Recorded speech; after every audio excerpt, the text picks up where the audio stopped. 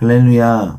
오늘 2026년 2월 16일 아침에 여러분과 함께 주님을 예배하게 되어서 참으로 기쁩니다. 오늘은요, 창세기 3장 말씀을 여러분과 함께 나누며 하나님의 은혜를 누리고자 합니다. 성경에 이렇게 말하고 있죠. 뱀은 주 하나님 만드신 모든 들짐승 가운데서 가장 강교하였습니다. 뱀이 와서 하와에게 질문을 하였습니다. 그리고 여자는 거기에 대해서 대답을 했습니다. 하나님 정말로 너희에게 동산 안에 있는 모든 나무의 열매를 먹지 말라고 하셨느냐? 우리는 동산 안에 있는 나무의 열매를 먹을 수 있다. 그러나 하나님은 동산 한가운데 있는 나무의 열매는 먹지도 말고 만지지도 말라고 하셨다. 어기면 우리가 죽는다고 하셨다. 하나님께서는 만지지도 말라고 하지 않으셨습니다. 하와는 하나님의 말씀을 정확히 알지 못했습니다. 그래서 사단의 꼬임에 넘어갈 수밖에 없었습니다. 우리가 하나님의 말씀을 정확하게 알지 못하면 헷갈립니다. 하나님의 말씀을 정확하게 알지 못하면 이 마지막 때에 우리가 어둠의 권세에 속을 수밖에 없습니다. 하와는 하나님의 말씀을 잘 알지 못했습니다. 사단은 하와가 하나님의 말씀을 정확하게 알지 못한다는 것을 간파했습니다. 그리고 당돌하게도 이렇게 말합니다. 너희는 절대로 죽지 않는다. 하나님은 너희가 그 나무의 열매를 먹으면 너희 눈이 밝아지고 하나님처럼 되어서 선악을 알게 된다는 것을 아시고 그렇게 말씀하신 것이다. 사단의 이 거짓말 그리고 속임 그리고 이 유혹은요, 미혹이라고 하죠. 이 미혹은요, 하와에게 색다른 감정과 관점을 주었습니다. 여러분, 사단의 그 미혹과 유혹은요, 사람에게 색다른 관점을 주어서 한층 더 이 죄에 대해서 다른 시각을 갖게 합니다. 보십시오. 여자가 그 나무의 열매를 보니까 이제 그 전과는 좀 다르게 보이는데, 첫 번째는 먹음직도 하고 보암직도 하였다. 사람을 슬기롭게 할 만큼 탐스럽기도 한 나무였다. 이게 누가 준 것입니까? 사단이 준 세계관이고 사단이 준 관점입니다. 그러니까 이 세상이요, 유혹하고 미혹하는데 우리 가운데 그러한 관점을 줍니다. 그러한 생각을 줍니다. 그러니까 우리가 그냥 같이 중립적으로 그런 생각을 하는 게 아니라 우리의 생각은 어떤 잘 디자인된 유혹과 미혹으로부터 옵니다. 하나님의 말씀을 알지 못하면 거기에 넘어갈 수밖에 없습니다. 우리가 보는 수많은 매체들, 우리가 보는 수많은 여러 가지 틱톡이나 유튜브나 또는 수많은 매체들이 있잖아요. 그 매체들이 우리에게 하나님 말씀을 증거하지 않는다면 세상의 말을 증거할 것이고 사단의 말을 유혹과 미혹으로 다가오게 될 거예요. 근데 하나님 말씀을 잘 알지 못하면요, 어떻게 됩니까? 우리의 관점이 달라집니다. 우리의 세계관이 달라집니다.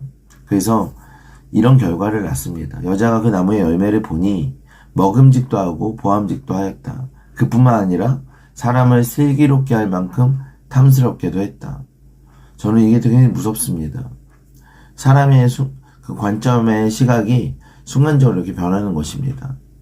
우리 하나님의 말씀을 알지 못하고 오히려 어둠의 권세의 말에 더 이렇게 귀 기울이게 될 때, 여러분, 잘 디자인되고 잘 계획된 원수의 그 미혹은요, 사람의 관점을 다르게 하고요, 사람에게 새로운 생각을 주는데 죄된 생각입니다. 그 죄된 생각을 갖게 되면 우리가 죄에 빠지게 되는 것입니다. 저는요, 오늘 이 창세기 3장을 좀 심도 있게 살펴보면서요, 여러분과 많은 이야기를 좀 해보려고 합니다. 한 약 15분 정도 걸릴 것 같습니다. 저는 여기에 좀 주목하고 싶습니다. 1절에 뱀이 여자한테 질문을 했습니다. 굉장히 계획된 그리고 의도된 질문입니다. 그러나 이 질문이 굉장히 이상합니다. 들어보십시오. 하나님이 정말로 너희에게 동산 안에 있는 모든 나무의 열매를 먹지 말라고 하셨느냐? 동산 안에 있는 모든 나무의 열매를 먹지 말라고 하셨느냐? 동산 안에 있는 모든 나무의 열매를 먹지 말라고 하셨느냐? 질문 자체가 굉장히 의도적이고 심지어 공격적이고 모욕적입니다. 여러분, 누가 이렇게 질문한다고 해보세요. 하나님이 정말로 너에게 동산 안에 있는 모든 나무의 열매를 먹지 말라고 했느냐? 굉장히 이상한 질문이죠. 그렇지 않습니까? 동산 안에 있는 모든 나무의 열매를 먹지 말고, 그럼 뭐 먹지 말고 굶어서 죽으란 얘기입니까? 여러분, 열매라는 것은 뭐 과일만 포함하는 게 아니라요. 모든 그 곡식과 그러니까 먹을 것들을 포함하는데 아무것도 먹지 말라는 것인가? 무엇을 먹고 살라는 것인가? 하나님께서 우리를 지으셨는데 또 그걸 떠나서 열매라고 하는 거에 과일 같은 그런 거에 국한할지언정 그래도 굉장히 공격적이고 모욕적이죠.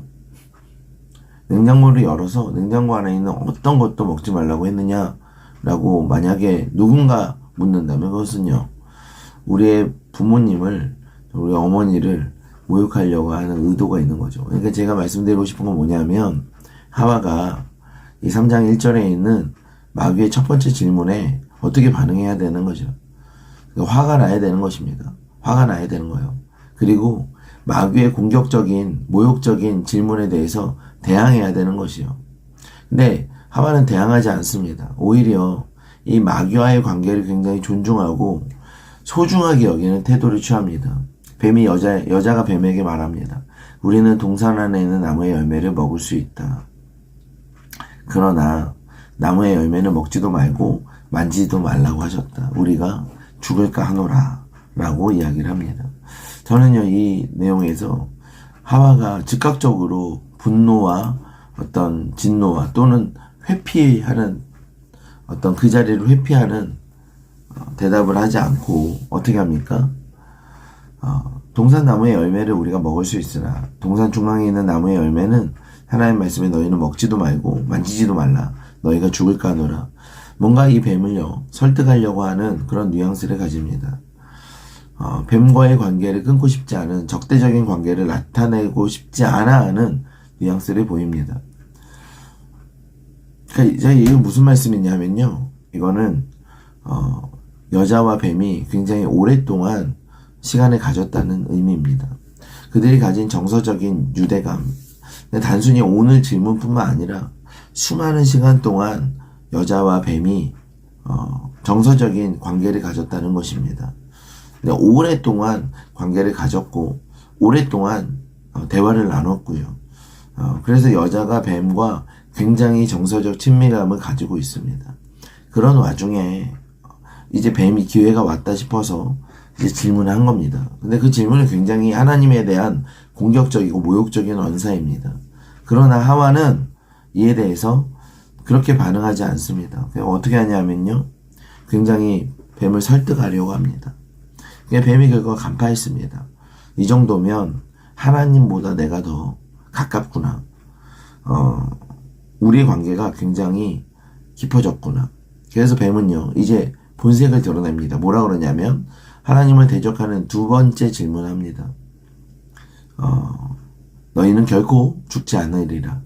너희가 그것을 먹는 날에 눈이 밝아져서 하나님과 같이 되어 선악을 알 줄 하나님이 아심이라. 이건요, 하나님에 대한 굉장히 공격적인, 모욕적이고 적대적인 이야기입니다. 근데 하와가 이쯤 되면요, 이 자리를 회피하거나 아니면 대적하거나 하나님께 고발해야 됩니다. 그러나 그렇지 않습니다. 그리고 오히려 거기에 그 유혹에 빠지게 됩니다. 그 유혹에 빠지게 돼요. 여자가 그 나무를 본즉 먹음직도 하고 보암직도 하고 지혜롭게 할 만큼 탐스럽기도 했다라고 성경 말하고 있습니다. 여자가 그 열매를 따먹었어요. 자기와 함께 있는 남편에게도 주매 그도 먹은지라. 문제가 생겼죠. 그들이 이제 우리가 잘 아는 것처럼 선악을 알게 하는 지식나무를 먹었습니다. 하와도 먹었고요, 아담도 먹었습니다. 굉장히 심각한 문제가 생긴 거죠. 저는요, 이런 생각을 해보게 됩니다.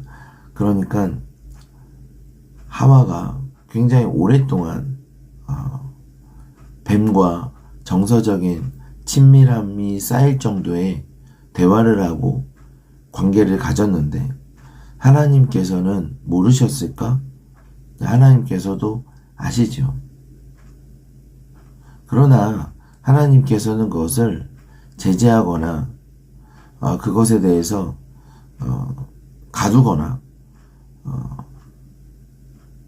그러지 않으셨어요.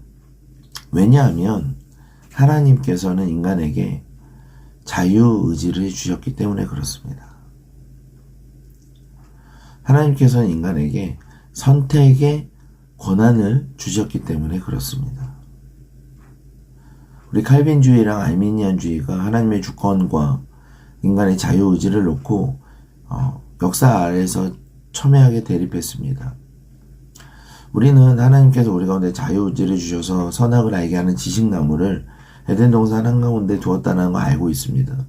우리가 쉽게 말하는 그 자유의지라는 것이, 우리가 쉽게 표현하는 그 자유의지라는 단어 안에 예수 그리스도의 십자가가 담겨져 있습니다. 만약 자유의지를 조금이라도 훼손할 수 있었더라면 하나님은 아담과 하와를 그 뱀과 전혀 접촉할 수 없는 곳으로 가두어 넣었을 거예요. 근데 그것은 사실은 진정한 사랑으로 표현하기 어렵습니다. 만약 제가 저희 아내에게 어떤 남자와 어떤 외부의 남자들과 대화할 수 있는 권한을 차단한다면요. 그리고 집안에만 둔다면요. 제가 누군가를 만나는 일에 대해서 제가 권한을 가지고 그걸 선별할 수 있다면 그것은 저희 아내에게 대한 굉장히 모독적이고 또 모욕적인 행위가 아닐까요? 아내의 자유를 침범하는 것이고요. 우리의 사랑이 훼손되는 거 아닐까요?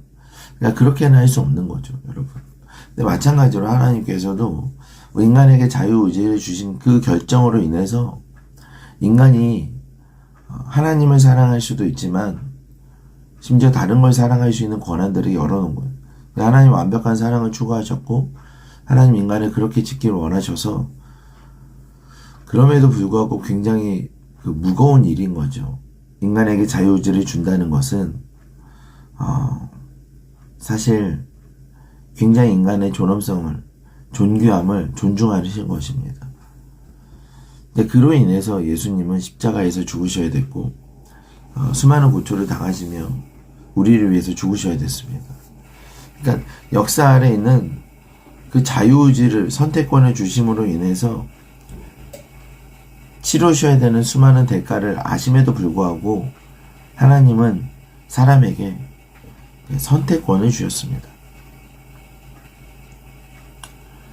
그 선택권을 주셨는데 그래서 저는요, 사람의 선택권을 존중하는 것이 가장 중요한 일 중에 하나라고 생각합니다.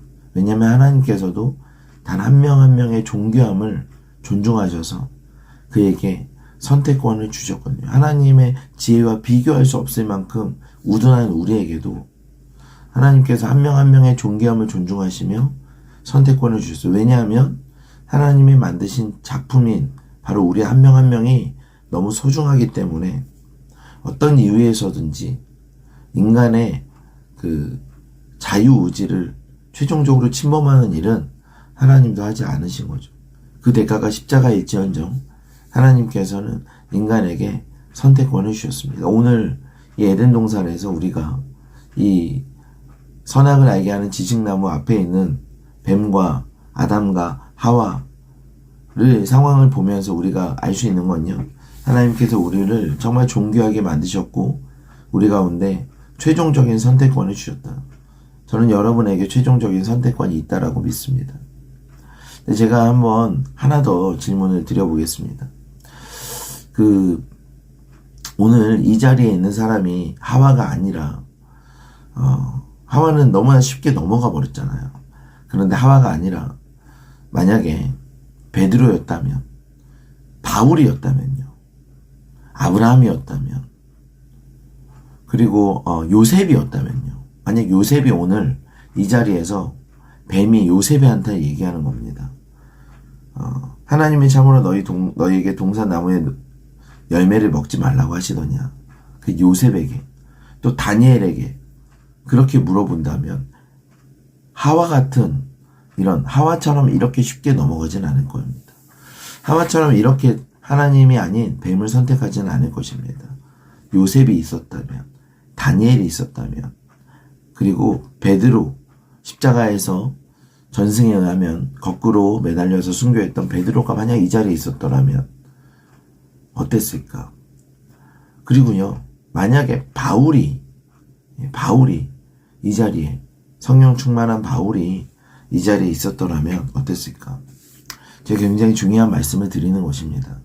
무슨 말씀이냐면요, 성경에 나왔던 기라성 같은 수많은 인생 가운데 이와 같은 질문을 받았던, 그러나 자신의 생명을 대가로 치르고라도 그들은 하나님을 선택했던 수많은 이야기들이 있습니다. 요셉이 그렇고요, 다니엘이 그렇고요, 베드로가 그렇고요, 바울이 그렇고요. 수많은 믿음의 사람들이 있습니다. 그들은 이와 같은 질문을 받았을 때 하나님을 선택했습니다. 그럼 여기서 제가 질문을 드리겠습니다. 그러니까 그 바울, 베드로, 요셉과 다니엘, 수많은 예수님의 제자들, 그리고 초대교회 성도들, 로마에서 핍박 가운데 사자굴에서 죽어갔던 수많은 초대교회의 순교자들, 역사 이래로 수많은 하나님의 사람들로 살아냈던 우리의 믿음의 선배들, 그들도 역시 오늘 하와 같은 동일한 질문을 받았는데 그들은 이렇게 쉽게 넘어가지 않았습니다. 그들은요, 끝까지 하나님을 선택했고 자신의 생명을 대가로 치르고라도 하나님을 선택했습니다. 그러니까 제가 말씀드리고 싶은 겁니다. 그러니까 뭐가 다르냐 이거죠. 뭐가? 하와와 그들이 뭐가 다른가?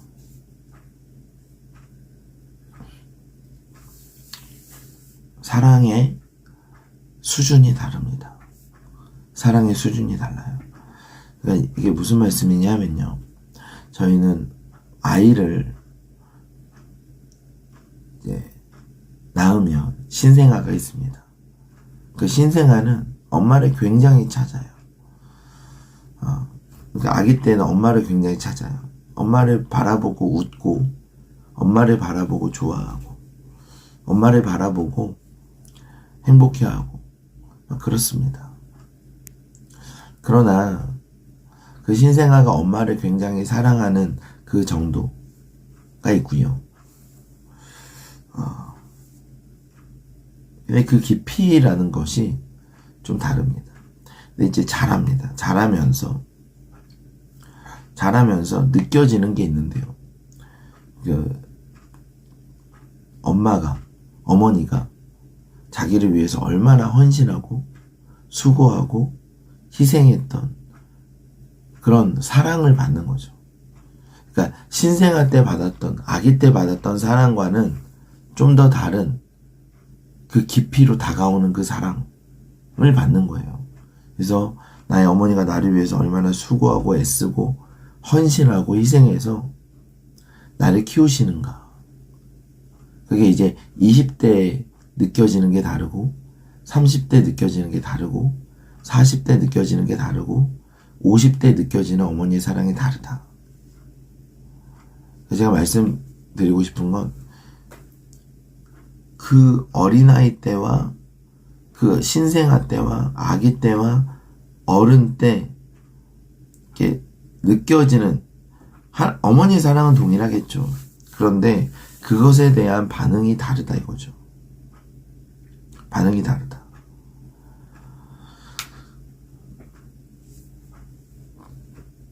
하와가 선택권을 가지고 뱀과 대화할 수 있도록 하나님은 그냥 두셨어요.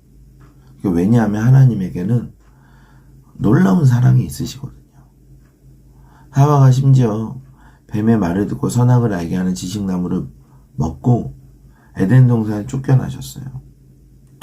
그러나 이 하나님은 다시 찾아갈 수 있는 사랑이 있으셨어요. 그리고 그들을 위해서 십자가에서 죽으실 수 있는 사랑이 있으셨어요. 그러니까 그 사랑은 두려움이 없습니다. 그러니까 너희들이 아무리 나를 범죄하고 나를 떠나고 나를 외면하고 나를 배신한다 할지라도 나는 너희들을 찾아가서 너희들이 여전히 사랑하고 그 처음 사랑과 동일한 사랑의 그 분량으로 너희들을 동일하게 사랑하고 만약에 너희들이 돌아온다면 언제든지 받아주는 그 놀라운 사랑을 가지고 있기 때문에 너희들은 그 거짓말에 속았지만 결국에는 실패하고 돌아오게 될 것이고 그 돌아오는 날에 나는 너희를 기다리고 있을 것이고 사랑하고 너희를 위해서 십자가를 준비하고 그 모든 사랑과 희생과 속죄를 준비하고 나는 너희를 기다릴 수 있는 사랑이 있기 때문에 너희들의 선택이 어떤 거든지 난 상관없이 난 두렵지 않고 나에게는 그 모든 창을 이길 수 있는 방패가 있다. 그게 사랑이라 이거죠.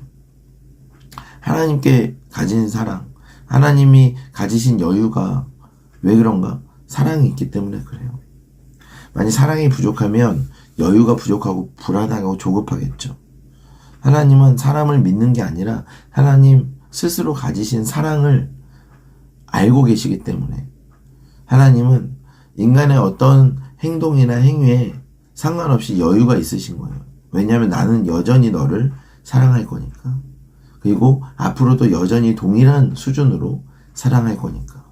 근데 그 수준이라는 게 십자가에서 대가를 치를 만큼 사랑하신다 이거죠. 그러니까 우리가 하나님이 우리를 얼마나 사랑하시는지를 잘 몰라요. 그리고 우리의 행위에 따라서 하나님의 사랑이 조금 달라지거나 태도가 달라지거나 그렇게 생각할 거라고 그렇게 하실 거라고 생각을 합니다. 우리가 하나님의 사랑이 얼마나 큰지를 몰라요. 그 하나님의 여유와 하나님의 인자하심이 어디서 나오는 것입니까? 끝없이 우리를 사랑하시는 것. 그러니까 우리가 어떤 상황이든지 어떤 실수든지 어떤 행위든지 어떤 선택을 할지언정 하나님은 우리를 사랑하시는 그 사랑이 있단 말입니다. 그러니까 우리는 하나님께 돌아갈 수 있어요. 왜냐하면 하나님은 처음과 지금 동일한 사랑 그 수준으로 우리를 여전히 사랑하고 계세요. 근데 문제는 그걸 모른단 말입니다. 그걸 알려면 어떻게 해야 되는가? 제가 아까 신생아, 아기, 어른 이런 얘기를 한 이유가 사랑의 서사가 사랑을 실감하게 만들어요. 그러니까 이때는 하와가 하나님이 우리를 얼마나 사랑하는지를 가늠하기가 어려워요. 왜냐하면 사랑은 희생을 통해서 알게 되거든요. 사랑은 희생을 통해서 그 사랑의 크기를 알게 돼요. 그런데 지금은 하와가 모르잖아요. 그런데 시간이 지날수록 요셉은 하나님의 사랑을 더 알게 됐고 그리고 다니엘도 하나님의 사랑을 더 알게 됐어요. 심지어 바울은요. 성경을 통해서 하나님이 우리를 얼마나 사랑하시는지를 역사 안에 있는 서사를 통해서 알게 된 거예요. 사랑을 아는 만큼 우리도 하나님을 선택할 수밖에 없어요.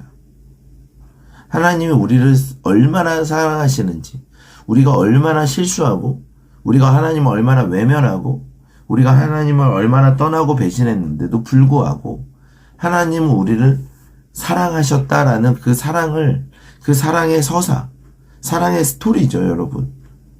그 사랑의 스토리를 아는 만큼 우리도 하나님을 사랑하게 됩니다. 어떻게 하면 하나님의 사랑의 스토리 알죠? 말씀이에요. 말씀. 결론적으로는 말씀을 보는 만큼 하나님을 사랑하게 됩니다. 말씀을 보는 만큼 이것을 알게 돼요. 하나님이 우리를 얼마나 사랑하셨는지를. 그래서 우리도 하나님을 사랑하게 됩니다. 하와 때는요, 여러분, 서사가 없어요. 스토리가 없어요. 그냥 하나님이 나를 만드셨어요. 하나님이 따세요. 그런데 하와가 그렇게 범죄하고 하나님을 떠났고 수많은 사람들이 하나님을 외면하고 떠났고 인간이 하나님에 대해서 어떻게 했는지 성경이 다 말하고 있는데 그 가운데 하나님은 독생자 아들 예수 그리스도를 보내셔서 우리를 위해서 십자가에서 고초를 당하시고 죽으셨다라는 이 수천 년의 누적된 사랑의 서사가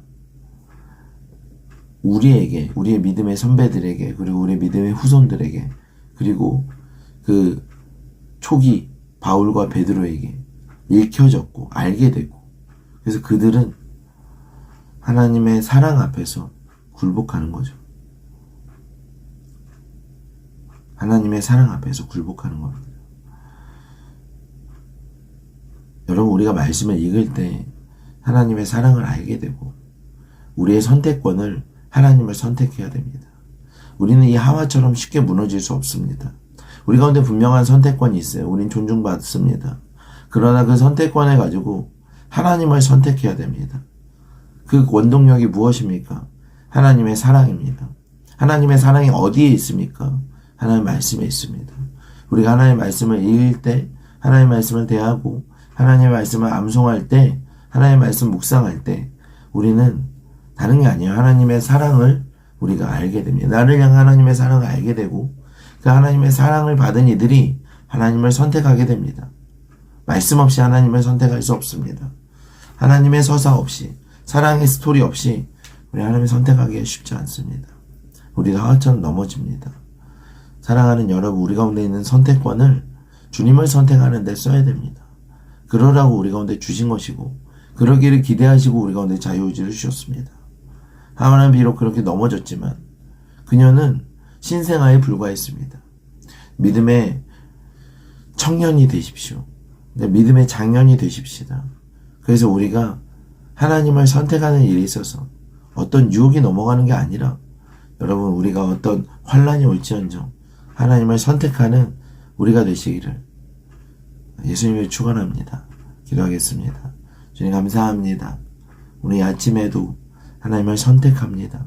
하나님을 사모합니다. 하나님을 따릅니다. 그래서 이 자리에 모여서 주님을 예배하고 찬양합니다. 하나님의 선택함이 하나님 오늘 하루를 채우기를 원하고 주님을 더 따르기를 원하고 주님을 더 바라며 주님을 더 사랑한다고 고백하는 하나님, 우리의 선택이 우리의 인생이 되게 하여 주십시오. 모든 영광 주님께 올려드리며 예수님의 이름으로 기도합나이다. 아멘. 오늘 하루도 승리하시기를 예수님의 이름으로 축원합니다.